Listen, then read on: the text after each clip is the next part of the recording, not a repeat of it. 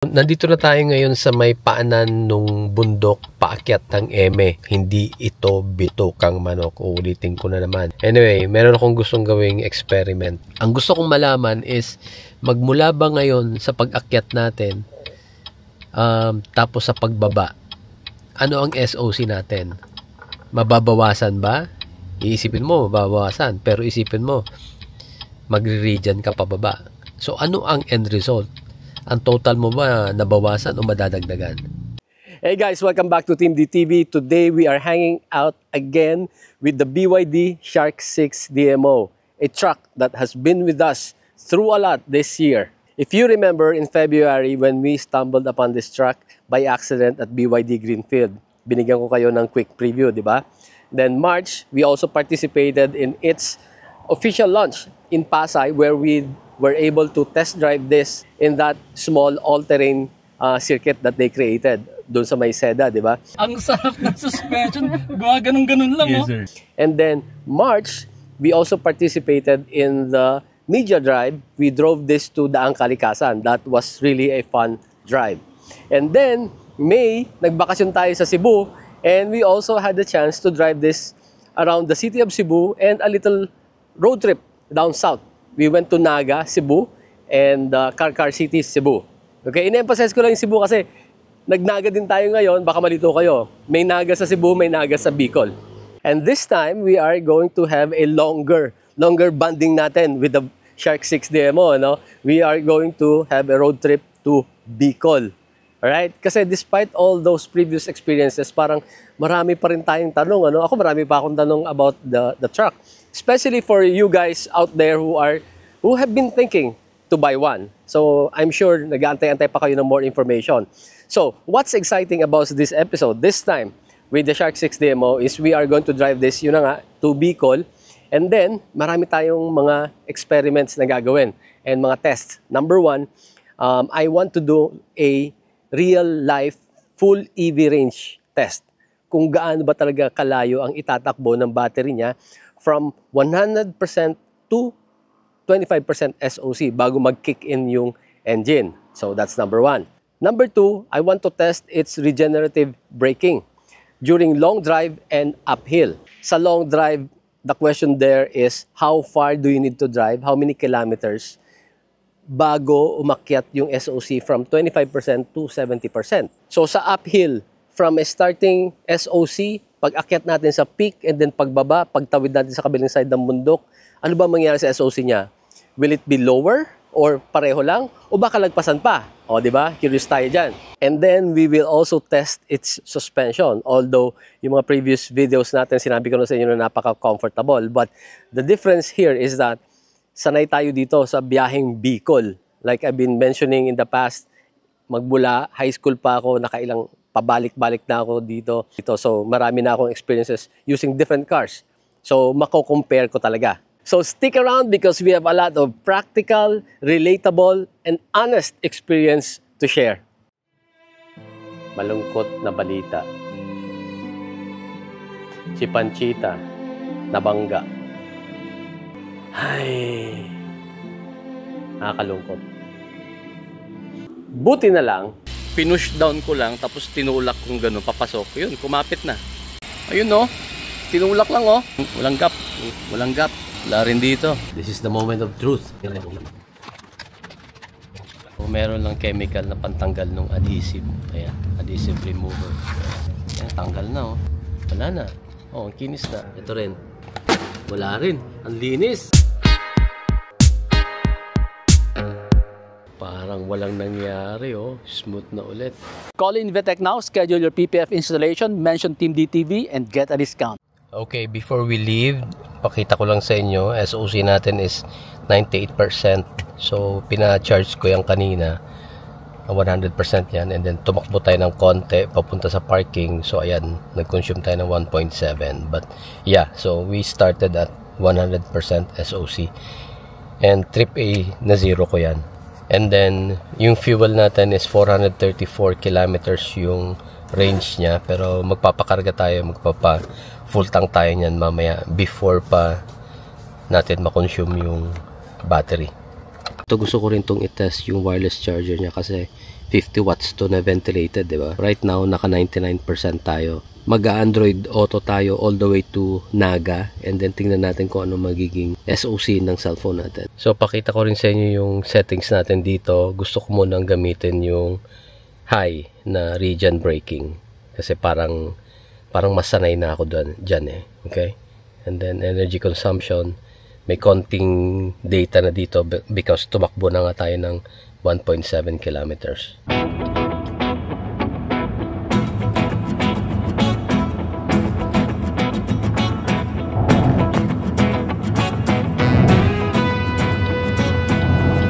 Automatic lang, bossing, ha, wag mo isasagad.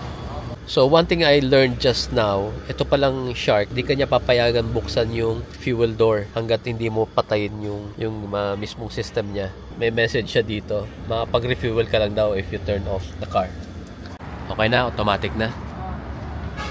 Alright. Okay guys, so nagkarga tayo ng 22.8 liters. Yung presyo is 60 pesos and 40 cents. Total of 1,380.14. Tama din naman na may ganon kasi yung iba kakaroon ng problema kapag hindi mo pinatay tas nagpakarga ka, hindi nag-update agad yung fuel gauge. So at least ito mare-require ka, no? So anyway guys, ayan, as you can see, full na yung tank natin, and then yung estimated range is now 739. And then yung SOC natin bumaba na siya ng 78% kasi tumakbo na tayo ng 29.7 kilometers.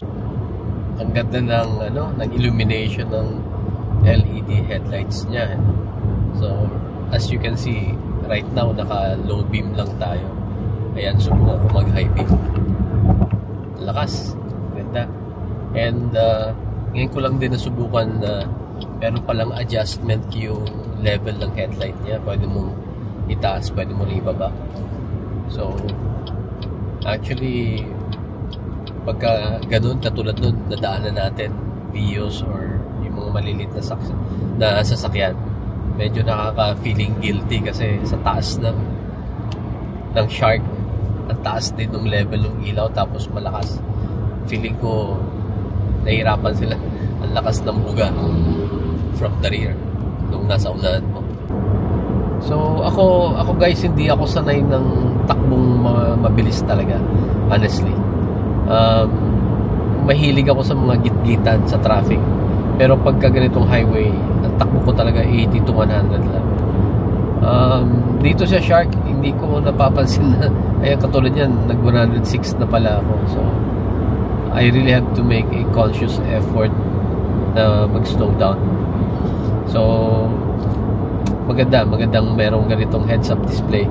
I don't know if nakikita ng camera from that angle, pero feeling ko hindi.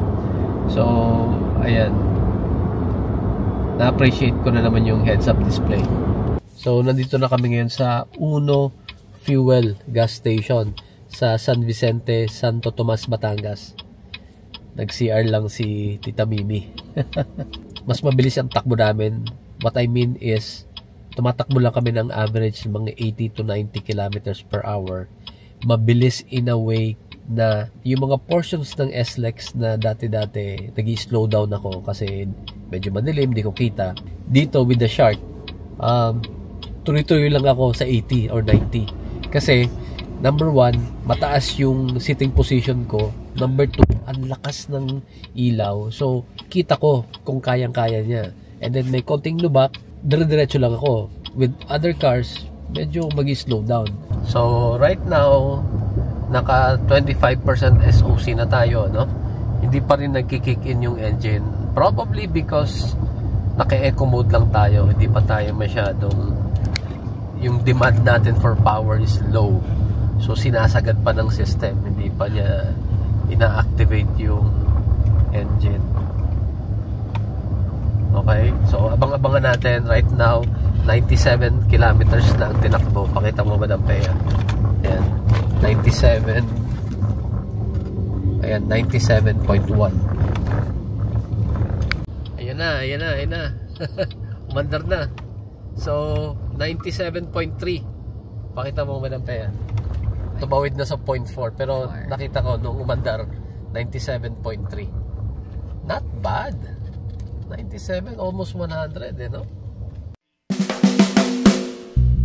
Okay, let's do some math. The battery capacity of the BYD Shark 6 DMO is 29.6 kilowatt hour. 75% of that is 22.2 kilowatt hour. 22.2 kilowatt hour is the energy we consume up to a distance of 97.3 kilometers before the gas engine kicked in.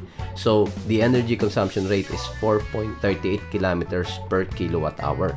Yung claim naman ni BYD was up to 100 kilometers of EV driving. Short lang tayo ng 2.7 kilometers based on our actual use.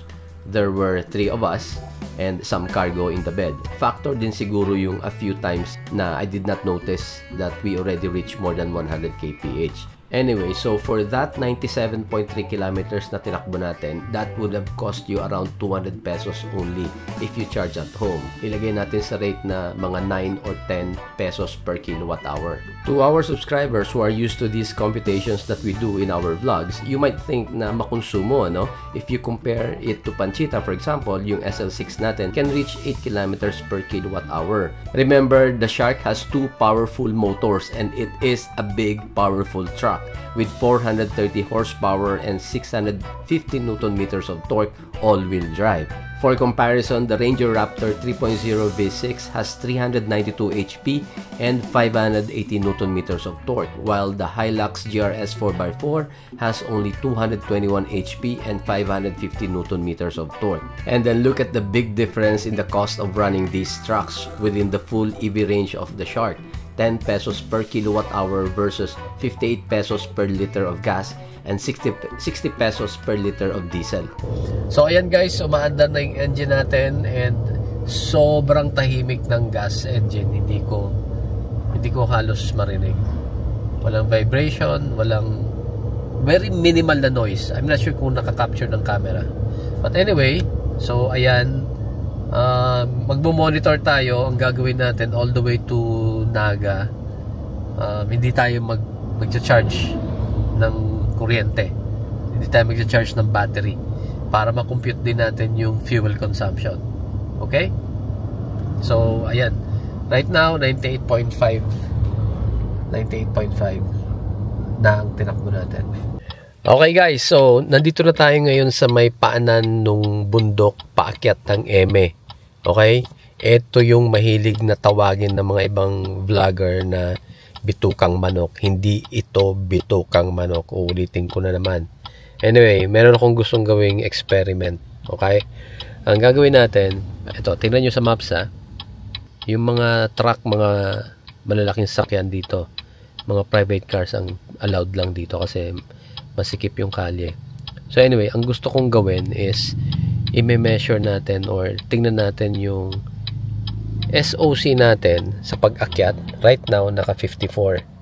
Ang gusto kong malaman is magmula ba ngayon sa pag-akyat natin tapos sa pagbaba, ano ang SOC natin? Mababawasan ba? Iisipin mo, mababawasan. Pero isipin mo, magre-regen ka pababa. So, ano ang end result? Ang total mo ba nabawasan o madadagdagan? Okay, so ito lang tatandaan natin. Bago makyat, 54% SOC at yung trip A natin is 153.1. Okay, let's go. Ayan. Guys, naka-eco mode pa rin tayo ha. I don't think kailangan natin umakyat ng normal or even sport. Kasi pakaramdam ko sa power ng motor niya and engine is kayang-kaya niya. Isa pala sa napansin ko nito, for the past 2 occasions na drive natin tong Shark, hindi ko napansin, ngayon ko lang napansin na meron din pala siyang katulad nung sa Tang na kapag nag-turn ka ng steering wheel, may bumubukas na ilaw sa corners, left and right.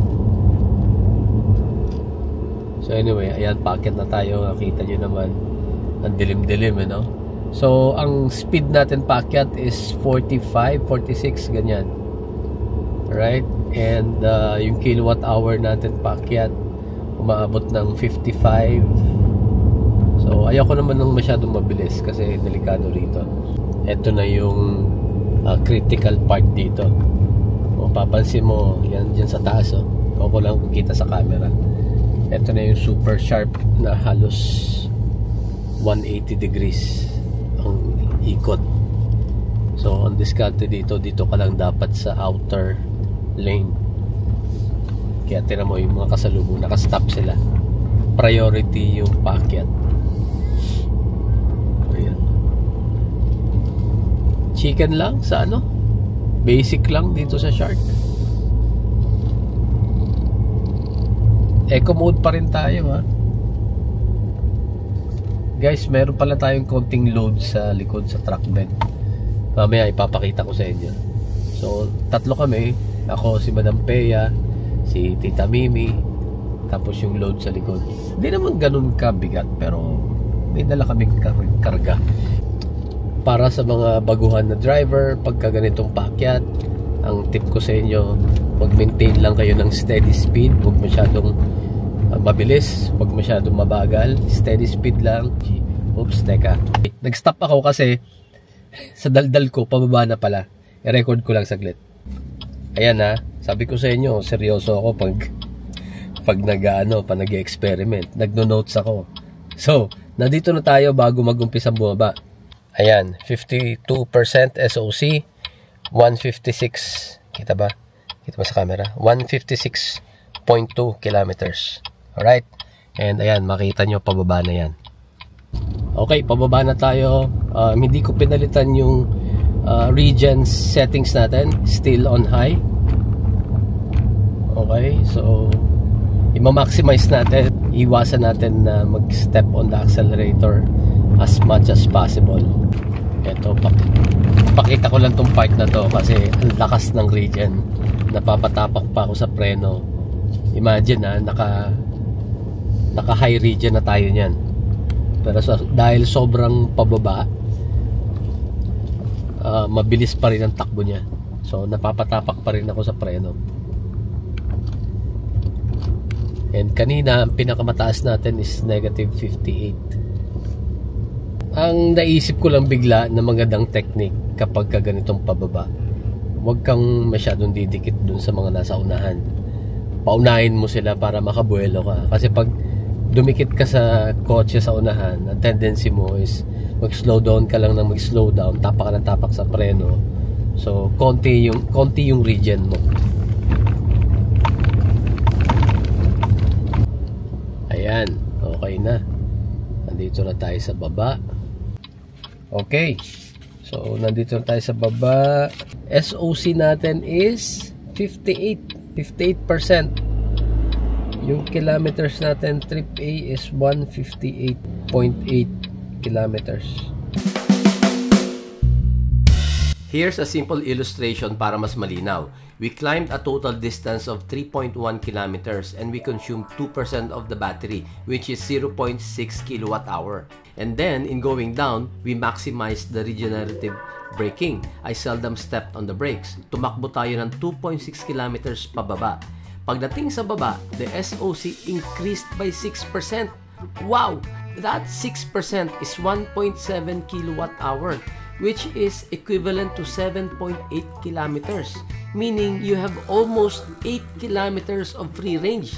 Libre na yung next 8 kilometers mo dito sa normal road. All because of the regenerative braking. Diba? Panalong-panalo. Kung naka Ford Ranger Raptor ka or Hilux GRS, magkanong fuel ang naubos mo paakyat? And then on the way down, you'll keep stepping on the brakes, diba? Additional wear and tear yun on your brake pads.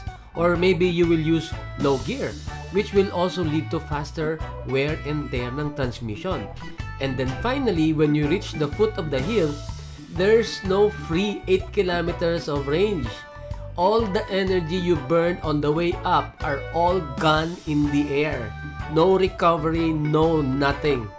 Tatakbo na tayo ulit, binalik ko na ulit sa HEV. So guys, ang gagawin ko na naman dyan, since full na, no, naka 70% na tayo. Ang gagawin ko nyan, since malayo pa, kabisado ko yung kalye namin, malayo pa, ilan pa lang, 5 hours to go pa kami, 217 kilometers.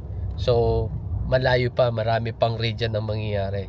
Ang gagawin ko dyan, magpo-full EV na ako ulit. Kumbaga, gagamitin ko na yan yung 70% SOC na yan, gusto ko na yung gamitin para tipid. Ayan, so nakita nyo, naka-EV na tayo. Right? Stop muna tayo. Kain muna tayo dito sa McDo.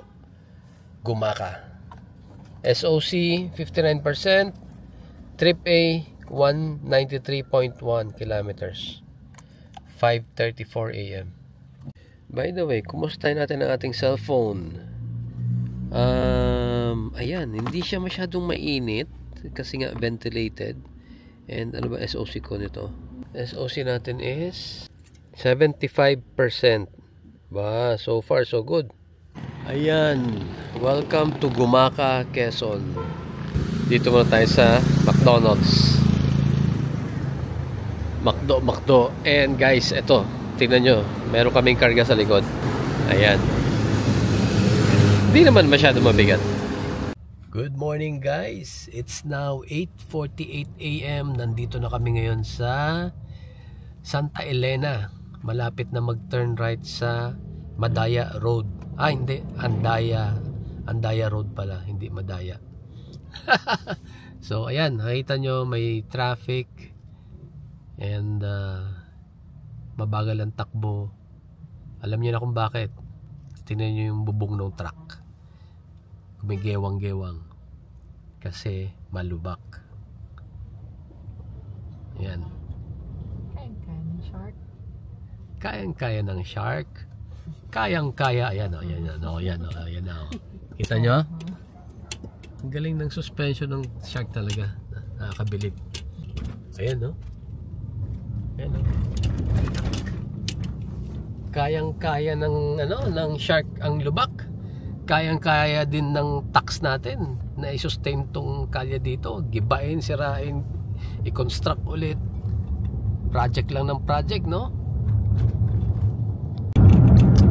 Ito, yan. Yung mga ganyang, yan. See? Wala lang. Okay guys, it's now 10:12 AM and si Tita Mimi ang nagda-drive. We are now less than 100 kilometers to Naga. Let's do another experiment nung regenerative braking natin. Ayan nag-i-enjoy si Tita Mimi Ang ganda kasi talagang patakbuhin. Wala lang. 26% nag-kick in na kaninang 25 yung engine. Ang trip meter natin is 295.7 kilometers. Okay? So abangan natin pag umakyat na siya ng 70% kung ilang kilometers ang tinakbo. So merong slight improvement naman yung roads, no? Yung mga portion last time na dumaan kami na ginagawa, tapos na. Okay? So ayan, yung nakita yung lubak dito.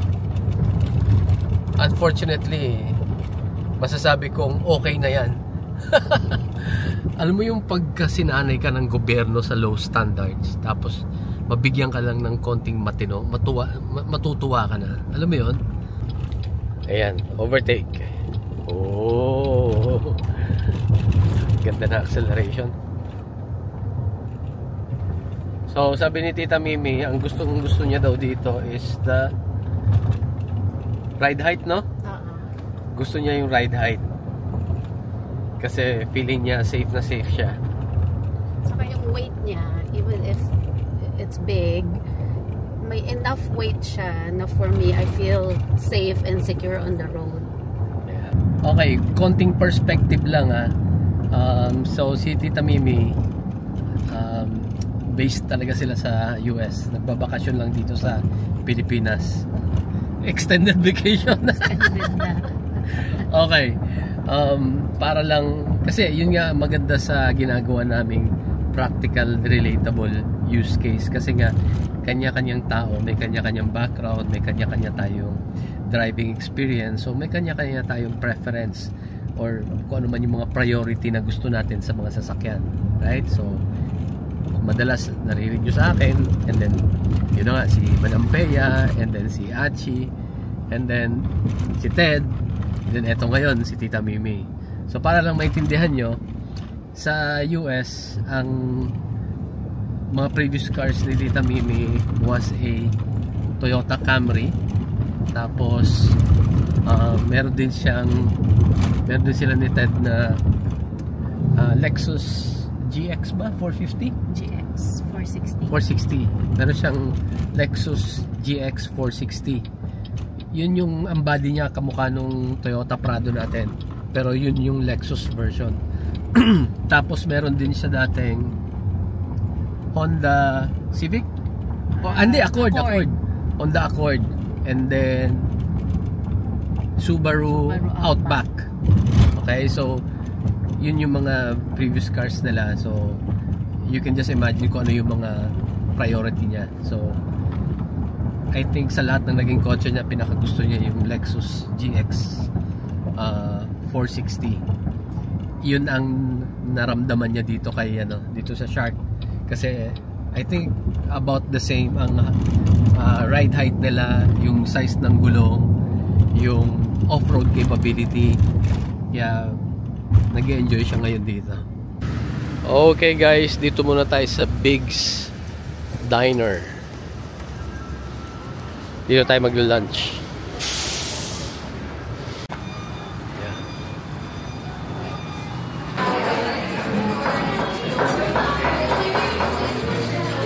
Okay, let's eat. Ano to? Tuna kani sandwich. This one is smoked chicken. Ayan, ano yan?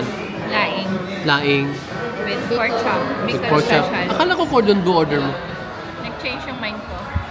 Okay guys, so ayan, 70% na yung SOC natin. Yung mileage is 358.1 kilometers.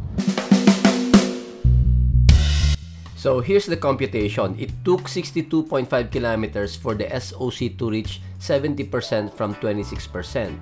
So lumalabas, you will gain 1% charge for every 1.4 kilometers approximately while on HEV mode. Charge is coming from the combination of the engine acting as generator and the regenerative braking. So how do you consume this information, or how do you take advantage of this information that we gathered from our little experiment? Kapag nasa long drive ka, now you already know that about 60-62 kilometers before you arrive in the city traffic or an uphill terrain, you can set the SOC to 70% save so that you can use full EV, which we all know is more efficient in city and uphill drive compared to using gas. Okay, so since meron tayong 70% SOC, ang dami pang mileage niyan, ang dami pang kilometers niyan, yung destination namin is less than 30 kilometers to go na lang, and pagdating doon pwede kami makapag-charge. So ang gagawin ko, hindi na tayo mag-HEV, gagamitin ko na itong na-regenerate natin na battery charge, mag-EV na tayo. Ayan, yan, para tipid na tipid talaga yung biyahe natin. So yan, ka-EV na. Okay, so total distance natin is 418.3 kilometers, 418.3, and then SOC natin is 25%. So naubos na natin yung na-regen natin na energy, ano? So eto na, dito na tayo ngayon sa Petron at nagpapakarga na tayo. Ayan, automatic lang. So nandito tayo sa Naga City, ano? Mas mura pa yung presyo ng gasolina dito, 57.3, or I don't know kung bumaba ba yung presyo.